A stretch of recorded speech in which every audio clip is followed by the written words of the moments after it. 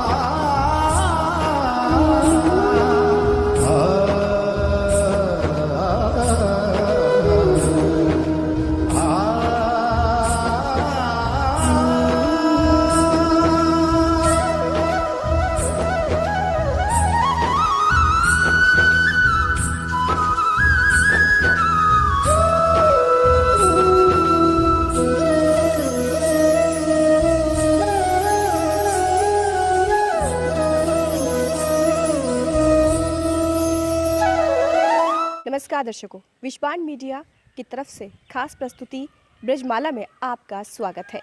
मैं हूं आपके साथ प्रतिमा सिंह। दर्शकों, आज हम उपस्थित हैं युगराज भगवान श्री कृष्ण की जन्मस्थली मथुरा के माठ के स्थित बेलवन मंदिर में। जी हाँ, ये महालक्ष्मी का सुप्रसिद्ध मंदिर है।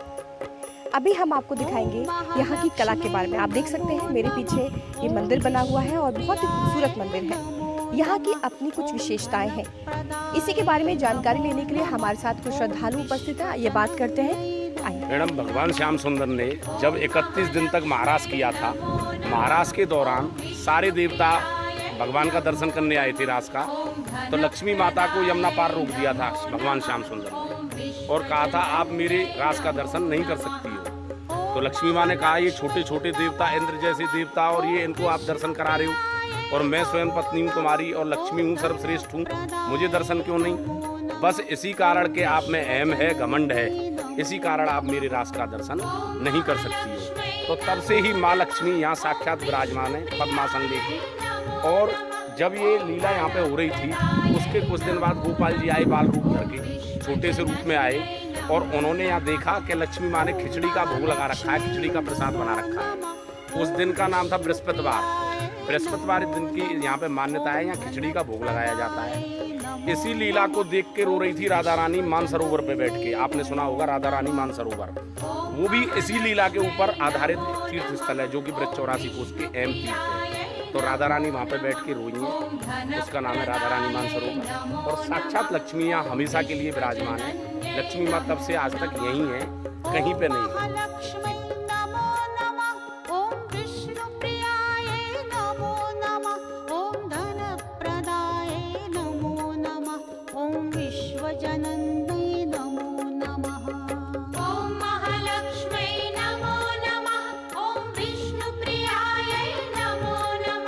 बेलवन मंदिर के महालक्ष्मी मंदिर में उपस्थित मेरे साथ खड़े हैं यहाँ के सेवायत। आइए जानते हैं उनसे इस मंदिर की मान्यता के बारे में। महाराज जी, आप हमें, हमारे दर्शकों को इस मंदिर के महत्व के बारे में बताइए। यहाँ विराजमान श्री महालक्ष्मी व गोपाल जी हैं। तो यहाँ करीब 5,500 वर्ष पहले द्वापर में श्री कृष्ण भगवान ने श्रीधाम वृंदावन के अंदर महाराज किया। तो उस महाराज में 16,108 गोपिकाएँ थीं और स्वयं शंकर भगवान गोपी का रूप धारण करके गोपेश्वर बनकर वो इसमें शामिल थे। तो रास का शुभारंभ किया तो भगवान ने बंसी के द्वारा किया।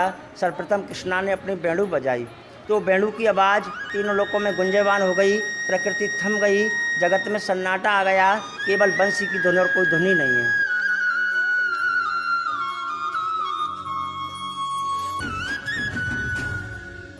आई पूनम की प्यारी रात, रस रचे कृष्ण गाना, गाना की धुन पे आज झूम कैसे देखो राधा।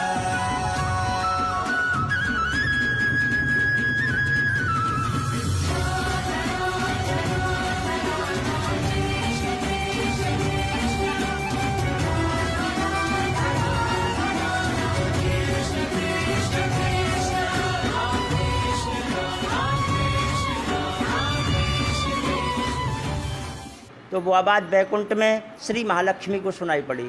तो महालक्ष्मी ने विष्णु भगवान से पूछा कि नारायण, ये बंसी की आवाज़ कहाँ से आ रही है? तो श्री नारायण ने कहा कि वृंदावन से। क्यों?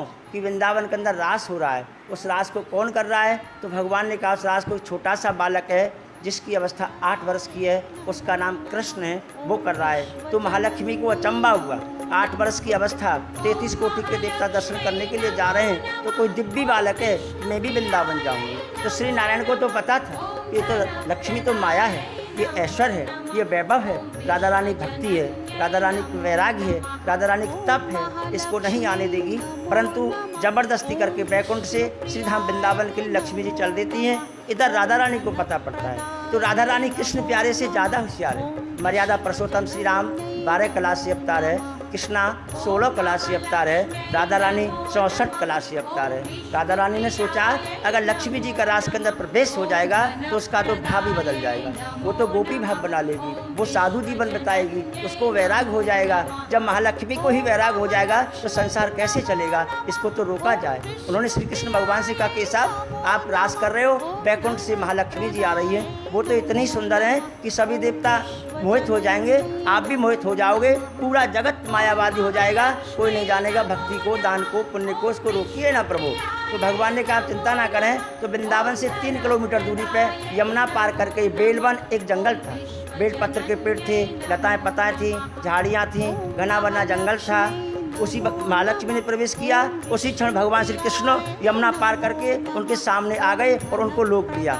लक्ष्मी जी पहचान ना पाई कि मेरे सामने कौन आ गया है। लक्ष्मी जी से पूछा कि आप कौन हो, कहाँ जा रही हो? तो महालक्ष्मी ने कहा मैं बैकुंठ में वास बसने वाली नारायण की आत्मा हूँ, मेरा नाम श्री महालक्ष्मी है, मैं बैकुंठ से आई हूँ, श्रीधाम वृंदावन जा रही हूँ। तो उन्होंने कहा आप नहीं जा सकती हो। तो उनको क्रोध आ गया, क्यों नहीं जा सकती हूँ? मैं सुंदर नहीं हूँ क्या? मैं स्त्री नहीं हूँ? प्रकृति के 3 गुण मेरे अंदर विद्वान है, सतोगुण, रजोगुण, तमोगुण। इतना भी संसार का ऐश्वर्य सब वैभव है वो मेरे हाथ है। और जो ब्रज की गोपिकाएं, गोबर डालने वाली, छाछ धोने वाली गोपिकाएं, उनको तो रास में प्रवेश मिला है। स्वयं शंकर भगवान पुरुष होते हुए उसे रास में प्रवेश मिला है। आप विष्णु की पत्नी श्री महालक्ष्मी से मना कर रहे हो। तो उन्होंने कहा कि आपको घमंड है ना कि मैं माया हूँ, मैं सुंदर हूँ, मैं ऐश्वर्य हूँ, मैं वैभव हूँ, मैं नारायण की पत्नी हूँ। पहले आप ऐश्वर्य भाव के घमंड का त्याग करो, गोपी भाव बनाओ, साधु जीवन बिताओ, वैराग्य लेके आओ, राधा रानी के चरणों की भक्ति करो, तब आना। तो महालक्ष्मी जी इस बेलवन के अंदर पद्मासन स्थित देवी पर ब्रह्म स्वरूपिणी परमेश्वर जगत माता महालक्ष्मी नमस्ते पद्मासन में विराजमान होकर तपस्या करने लगी। भगवान श्री कृष्ण ने सोचा कि जंगल में स्त्री का रहना अच्छा नहीं है, अब इसकी सेवा कौन करेगा? अगर बड़े रूप में इसके साथ रहता हूँ तो देवता मुझे बदनाम करेंगे। तो भगवान कृष्ण बाल्य भाव में बाल रूप में आके बोले कि माँ मैं भूखा हूँ। तो लक्ष्मी ने देखा अरे नारायण आज रोकने के लिए आप माँ बना रहे हो, मेरे पास तो कुछ नहीं है, 2 मुट्ठी चावल लाई थी, आप खिचड़ी का भोग लगाइए। तो कन्हैया ने अपने हाथों से खिचड़ी का महत्व किया। यहाँ प्रति 12 महीने खिचड़ी का ही प्रसाद लगता है। पूस मास में विशाल मेला लगता है। तो पूस मास में 4 बृहस्पतिवार आते हैं, गुरुवार आते हैं, लाखों की भीड़ होती है। आइए बात करते हैं कुछ विदेशी श्रद्धालुओं से। What's your lovely name? I'm Ekanath Das from Vrindakunj Temple, Vrindavan. So, do you know about what is the story of this temple?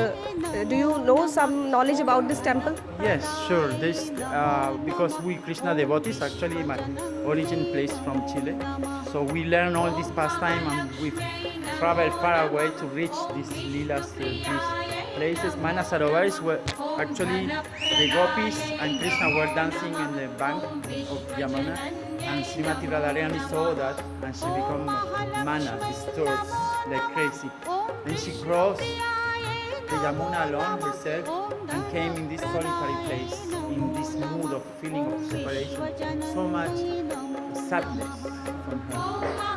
Then Krishna knew that something happened. He came and he put his flute and his head at her lotus feet, and then asking for begin that so she may be so she may forgive Krishna for this behavior. So Krishna will never again do this. So we are so fortunate to do pilgrimage, here in this beautiful place like Braj Mandal Parikrama, and also we keep it from out of plastic. Actually, we used to come every year with a team of 100 people taking all the plastic, cleaning all, even the kund.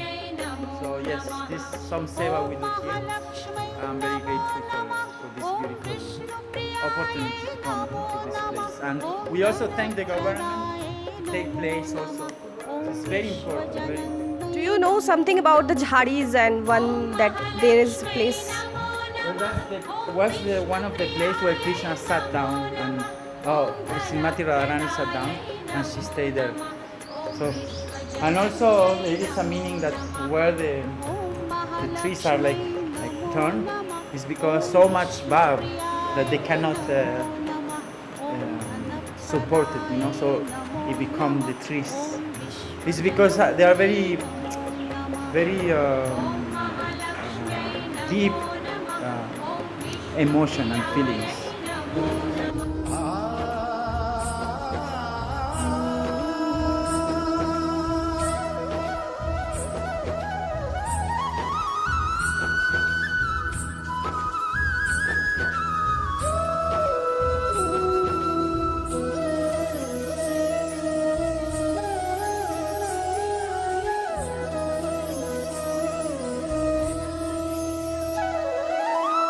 इस मंदिर की और क्या कहानी है, क्या मान्यता है, इस बारे में अधिक जानकारी के लिए हमारे साथ मौजूद हैं इस मंदिर के सेवायत नीरज कुमार जी। आइए बात करते हैं उनसे।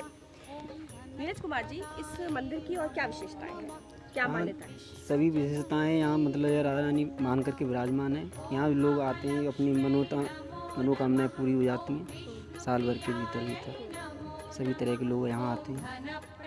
इस मंदिर का मतलब क्या कहानी है? इस मंदिर की क्या यहाँ राधा रानी मान करके बैठी भगवान कृष्ण से नाराज होकर के। क्या कहानी है? यहाँ जब महाराज किया भगवान कृष्ण ने, उस महाराज में शिव जी जो है गोपी बन के गए थे रास में, उनको भगवान कृष्ण ने पहचान लिया कि बोले आइए गोपेश्वरी। राधा रानी बोली ये सारी गोपियों में सबसे बड़ी गोपी में हो, ये मुझसे भी ज़्यादा बड़ी है गोपेश्वरी। इसी बात पर गुस्सा होकर राधा रानी यहाँ भगवान कृष्ण आए थे, उनको बताया कि वो शिव जी थे, जो आपने अब उनको गोपी समझा।